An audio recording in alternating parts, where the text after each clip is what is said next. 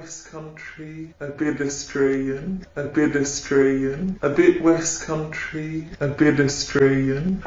I had this sort of dream, a young horse was kicking me and then lifted me up really high in the air last night, and I thought, oh, have I fucked up? Well, it was like, because I love horses, and I'm going up to it, and I was going to cuddle it, and then it like lifted me up on its head, really high in the air, and it was like really scary, and then it kept trying to come and kick me, really high in the air, and it was like, oh my gosh, like really scary, and then it kept trying to come and kick me, and it was like, yes, there's something I loved was sort of kicking back, and out of control. So I thought, oh, everything's about art, everything's about art. Conscious choice that I put the paint on there to make it into something, to change the reading. Very young.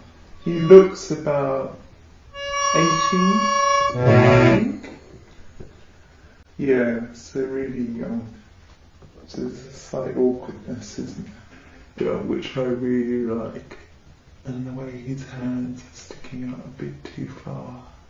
He was awkward with the UK as a country.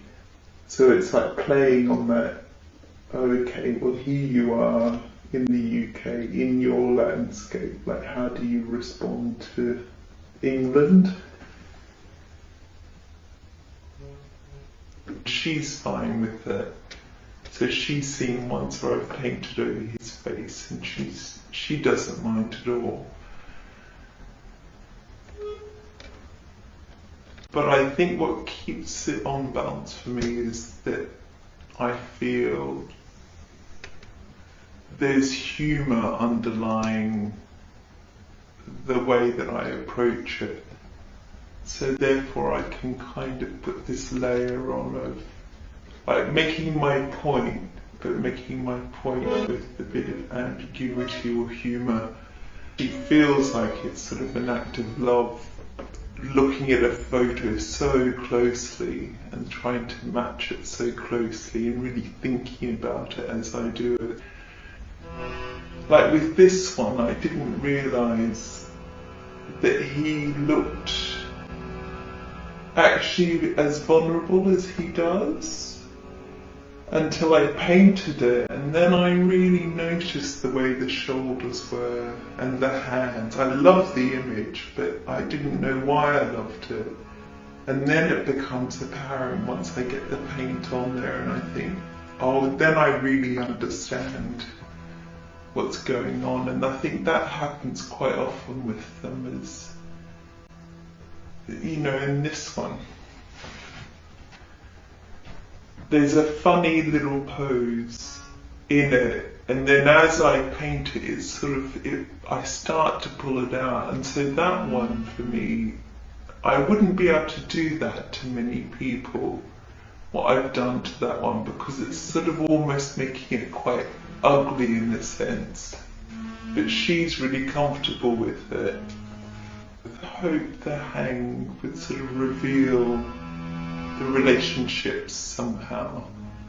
I definitely know it's my family, but I don't have to know who is who is who is who underneath the paint, but it is incredibly personal. Because we pose for photos, and so we offer the idea of who we are when we pose for a photo to the photographer, and then everything goes back to normal and we're all messy and a bit out of control. But for a second you're posing, because I have got photographs of landscapes all without people, and all quite tangled and a bit messy, and I really like them, but I need this other physical layer of the person as well. to make sense of them. I felt like when they were on their own, it didn't make enough sense.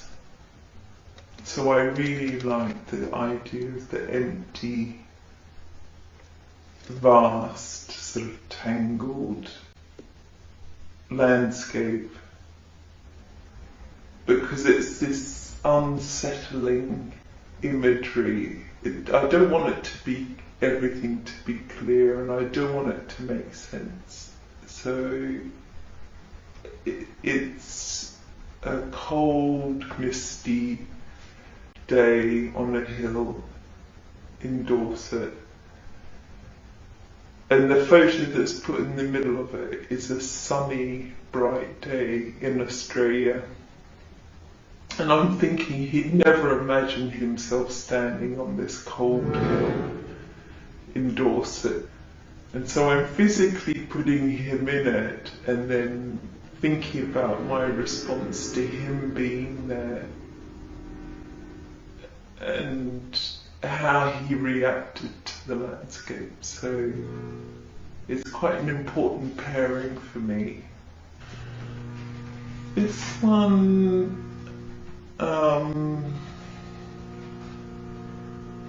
that one for me is about beauty, really. I think some things maybe like that has sort of more, it's still a bit disturbing, but it has more beauty about it, doesn't it? There's always a pull between painterliness and what I'm saying with the photo. This is important to me because it's like he's become a merman who catches fish in the sea, and he's caught a lot of fish. Pride and the youth and the colour. I do still feel there's a strength in this.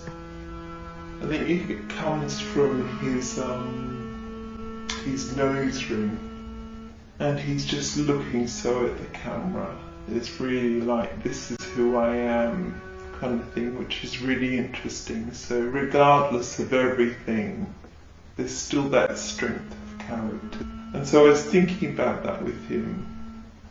So there's that, which he always comes back to his centre, but his protective armour, which I think he has. He has a big beard and big hair and his nose ring, and he has this intensity and strength of character actually, which has carried him through completely. So this is the strength, the Ned Kelly armour.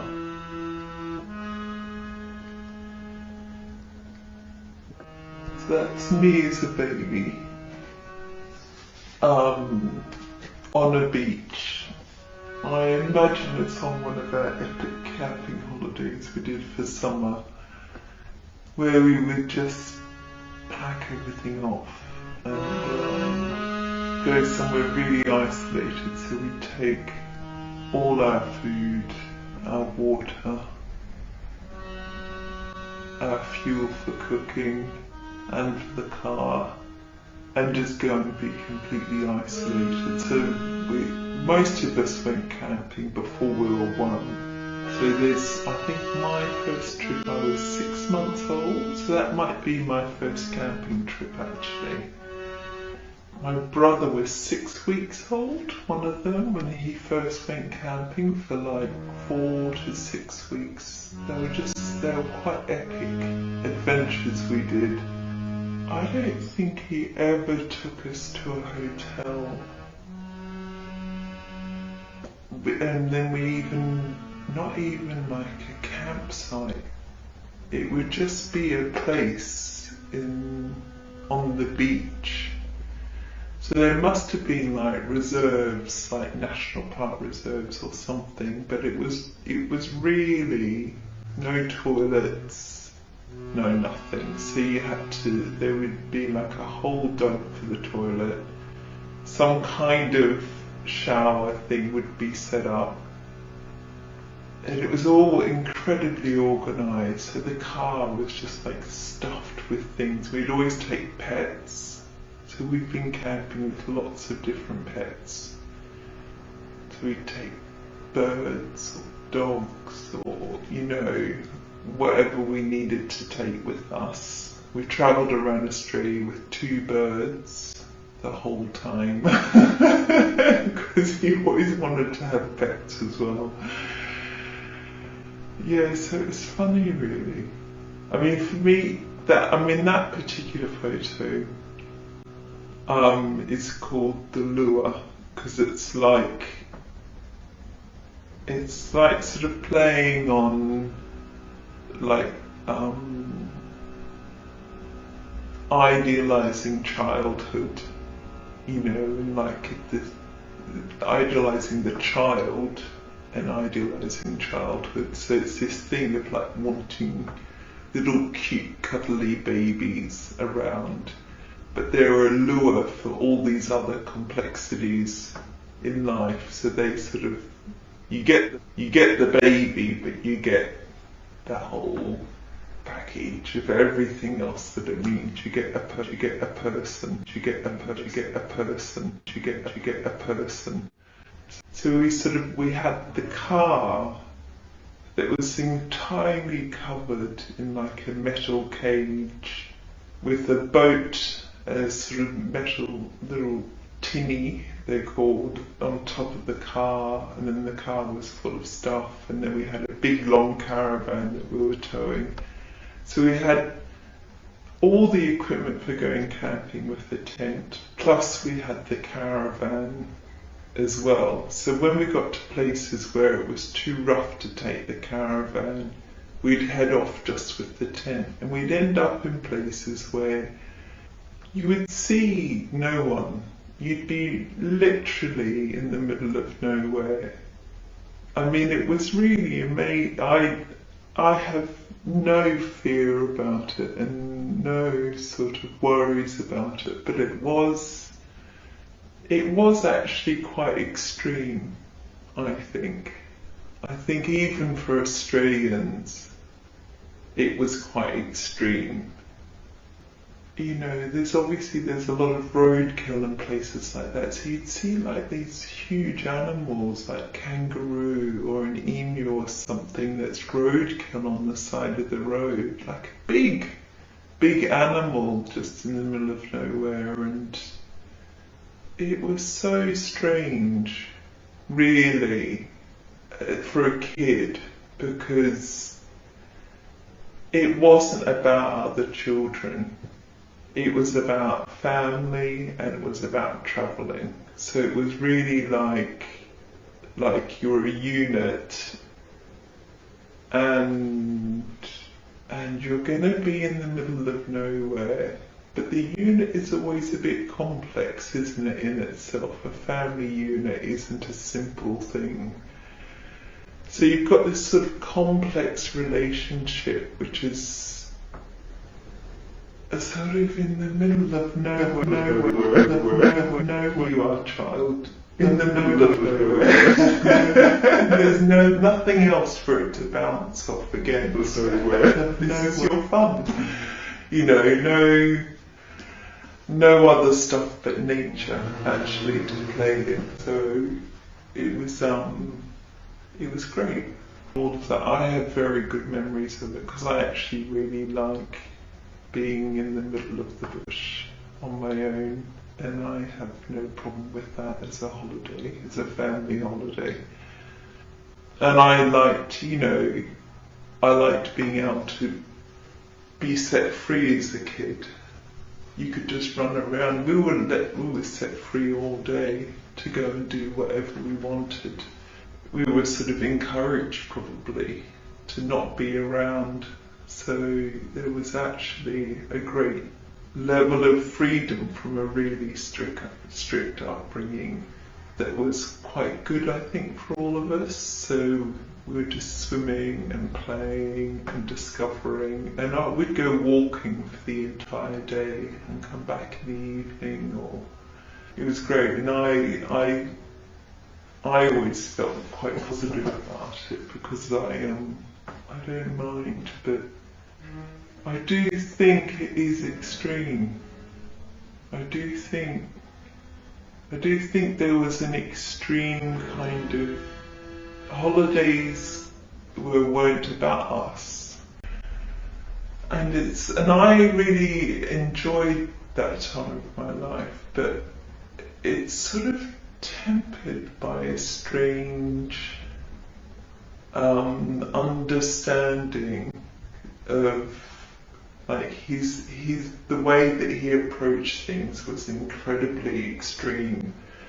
You know, like the way he constructed the car before we left. So he had this idea that he'd put this big roof rack and this ladder to climb up the side, and there was a grill of like mesh across the front windscreen because stones would hit your windscreen and smash it. So we sort of drove with this like black grill. And then there was the bumper, and it was all so heavy that it cost him a bomb in petrol, and he didn't think it out. He just like added metal all over the car, so it was so protected. Sort of went to take off and realised he couldn't get very far without having to refill the car. Kind of going for it in a very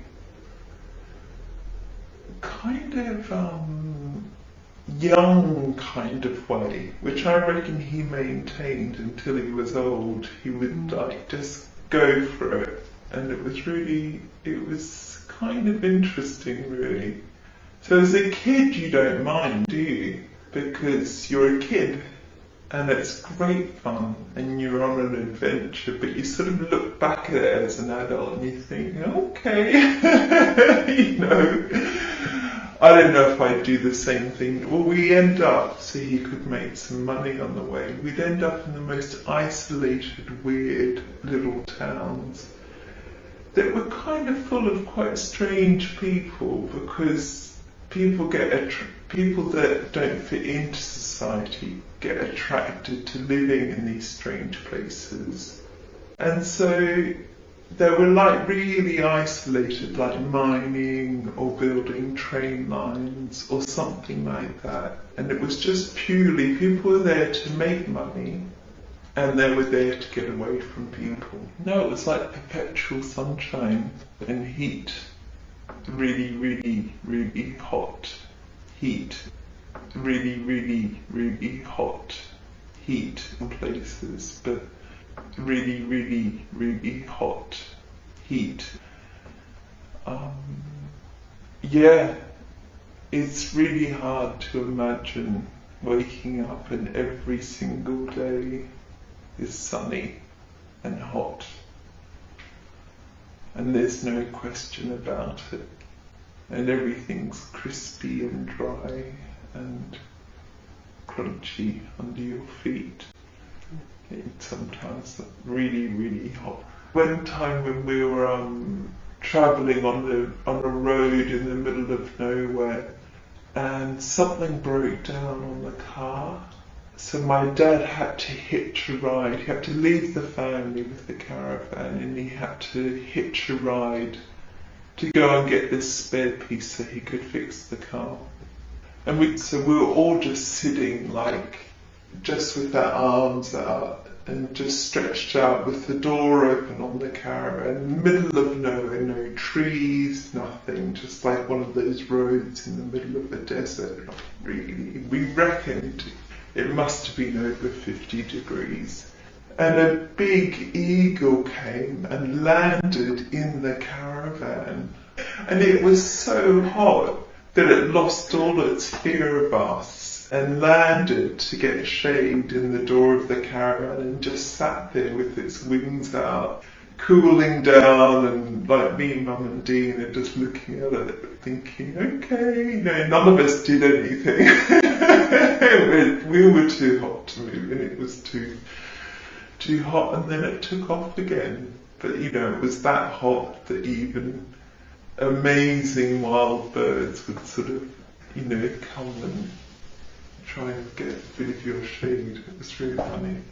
But if I went back now, I think I'd find it really, really difficult, actually.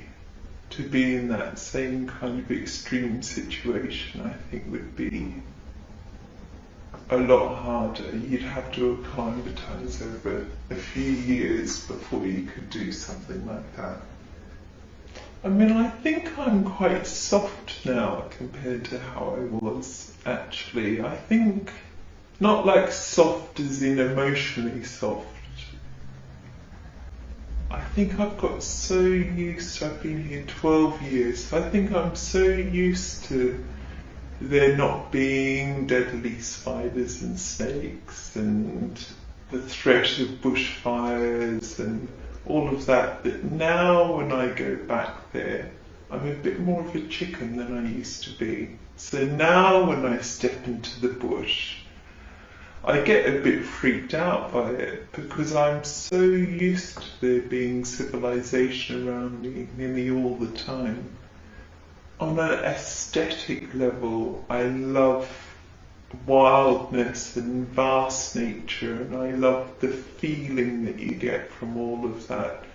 And I love being able to tap into it when I go back to Australia, and I miss it when I'm here. Even though all of that's going on, you still get used to your environment. You just grow to belong to your environment over time, and you can't avoid it, I think. And I think that's why I go looking for pockets of uncontrolled nature, actually, as a photographer. I'm sort of hunting out the little bits and pieces where I feel like it's taking something back, or it offers a feeling of being out of control. That's quite important, actually.